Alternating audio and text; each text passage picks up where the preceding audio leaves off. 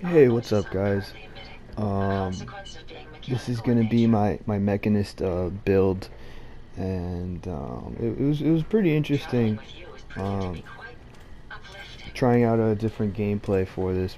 I actually built two automatrons just for this build, and they were okay. Sort of trying something a bit different. But I got some good gameplay, lots of combat. It was pretty fun. I had to actually got so much recording that I had to like cut it down quite a bit. But I definitely left in the best parts. So yeah, guys. Um, as far as the Automatron DLC, I would say it was I liked it a lot.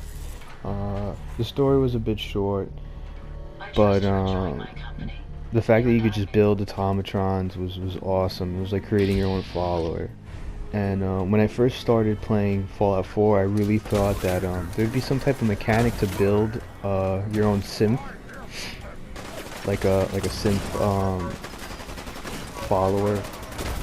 But like the Generation 3 synth's like an organic synth, and customize how he looked and what he did. I thought that would have been really cool. I think Bethesda missed out on a great opportunity with that. You know, sort of go in and customize your own synths and have a couple followers running around the Institute. I think the Institute was kind of a letdown a little bit, in my opinion. They could have done a lot of stuff, and I think they were pressed for time maybe, and weren't able to fit in a lot of stuff, which is a shame because the place is actually really cool. But yeah, this is my Mechanist build. I really don't know what I was doing, to be honest. I sort of just threw on the Mechanist suit, grabbed the Mr. Handy buzzsaw and the Tesla rifle, and just started killing things. It was fun. It was fun. I think, if I'm not mistaken, I think the Mechanist suit is actually, aside from power armor, the strongest outfit you can put on, and put ballistic weave armor on it, and it actually gives you some of the best damage resistance in the game. But I think the marine armor from Far Harbor is better though. But this definitely does protect you from taking a lot of damage. I really liked the Tesla rifle. I was trying out some different barrels. I really liked the charging shotgun one, and I really like automatic weapons though.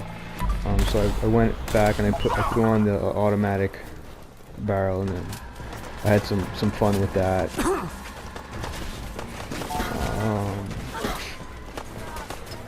I'm beginning to notice that when you're walking around places you've been to before, the enemies aren't scaling up. So you know, these raiders are pretty much the same level as when I first came here. It's a bit weird. I've heard people talk how the further south you go from Sanctuary, the harder enemies get and stuff like that. But I mean, why don't you just make them all hard? Like I'm a pretty high level. It's not that like, every enemy needs to be difficult, but sort of have them level up to sort of, I don't know, maybe get some more XP or something like that. Maybe not have them such complete pushovers. Maybe I should try survival mode again. Yeah, I really suck at survival mode. I have a character for it, but I'm just horrible. I'm pretty much stuck in Diamond City, and where you have to go to one of the vaults underground to rescue Nick, and I can't progress any further than that. I pretty much suck. I pretty much suck in playing survival mode on this game.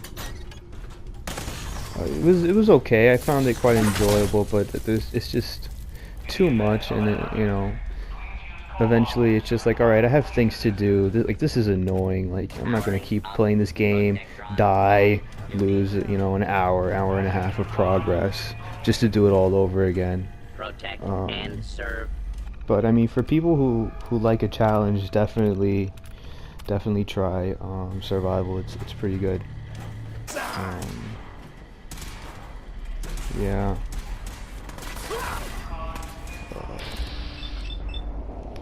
But yeah, I mean, as far as the Mechanist, my sort of version of the Mechanist build goes, yeah, just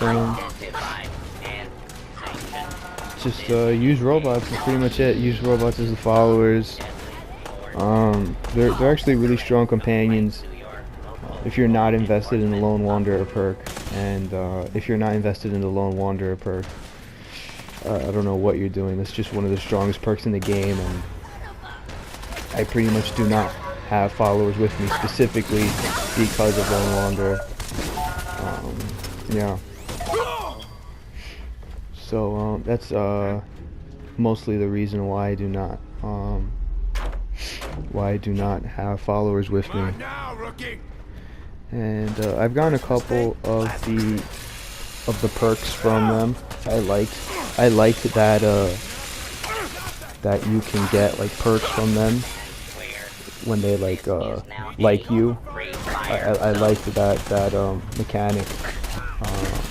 But somehow I also liked the mechanic from New Vegas, where you'd go on missions with them, and then after the mission was over, they would sort of get better, like they would have a new look or better armor, things like that. I was pretty disappointed that you couldn't fix up Nick. Maybe get him like a different face, new body, or upgrade him to Gen 3, something like that. I think that would have been such a cool mechanic to implement in upgrading your companions. But it's good though, because we're getting mod support soon for the PlayStation 4, and we'll be able to download some mods for our companions, and maybe change the way they look and stuff, make them a bit better. I think some of the story for the main companions in the game were not done that great.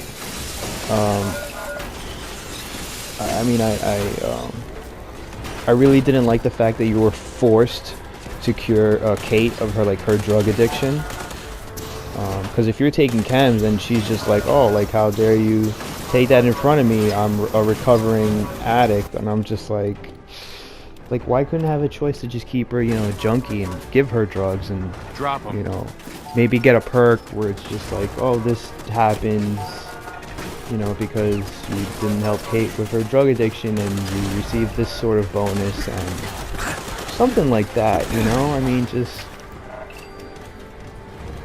I feel like, I don't like when I'm forced to make a decision like that. It was, unlike a Fallout game from Fallout 3. It was unlike a Fallout game to be forced to make a choice like that. And then the quest for Paladin Dance, that was a huge letdown, because at the end of the day you lose a companion.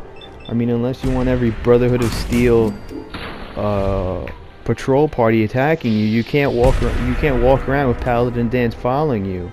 It just, like, what was the point? Like, you got his perk, that's great, but then, you lose him as a companion anyways. It was just stupid.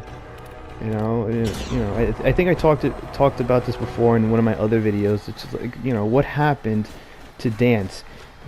Was there a real Dance before the synth took him over? Is he still alive? Did the synth kill him? Or was that just him, Paladin Dance? He was just always a synth, and he always looked like that. And, so I mean, that was just, there was a lot of like holes missing in that sort of story. But yeah, I mean, I have Paladin Dance, and he's stuck in that little outpost where I left him after I finished maxing out his affinity and receiving his perk, which is pretty good. I think it's like a 20% increased damage to synths, super mutants, and ghouls. if I'm not mistaken. Something like that. It's pretty good. But yeah, I mean, that was just very disappointing, the way things ended with him like that. McCready, I liked McCready's mission though. It was nice. McCready's a good companion. I actually gave him his own rifle and combat shotgun. So whenever we're walking around in enclosed spaces, like, you just switch between the weapons, and he's pretty good. I gave him some ammunition, and he does a lot of damage with the rifles that I have given him, and I also upgraded his outfit with ballistic weed. So he's a really powerful companion to have. The only thing was his quest just sort of fell short, you know? Like, what happened to something else? You know, did his kid get the antidote? You know, what happens next after that?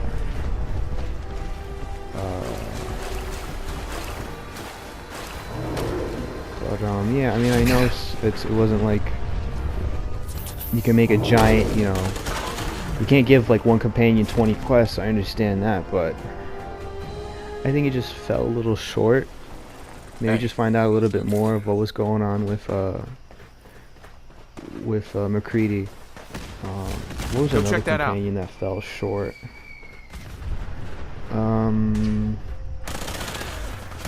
I think there could have been like a mission with Codsworth. I don't know exactly what, but I think it would have been like that would have been like something great to put in the game, like some sort of mission with Codsworth.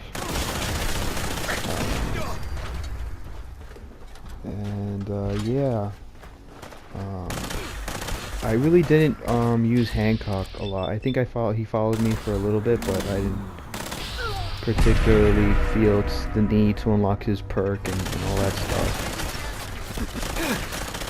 But yeah, guys, let me know who's your favorite companion from the main game, or if it is even one of them, or you just built yourself one from the Automatron DLC, which I think they're a bit better and more useful. I really do like Nick though. Nick was a good companion.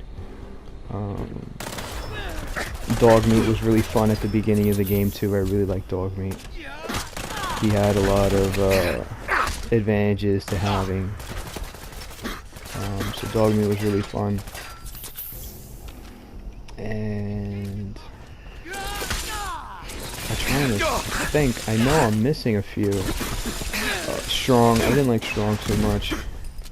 I think his mission was pretty cool, but I don't think it was worth the rewards that you got. I think it should have been a little bit more. I didn't like Strong too much. Strong was just sort of just bland. He was just boring and annoying and in the way. Trying to think who else. I know there's more. Oh, the X6 from the Institute. He was okay. He was pretty cool. And then Deacon. I really like Deacon. He's like the only character from the Railroad that I liked. That whole faction was just flawed and broken. It was never made apparent why they're doing what they're doing. The leader, Desdemona, was just stupid. I mean, I'm at the point in the game where I have to like wipe them out for the Brotherhood of Steel, which I'm definitely planning on doing, and I'm gonna take a lot of joy in doing because they're just annoying. So I think I'll do that after I finish the Far Harbor DLC, because I haven't finished the main story in Far Harbor. Sort of just waiting on that and just doing videos as of now.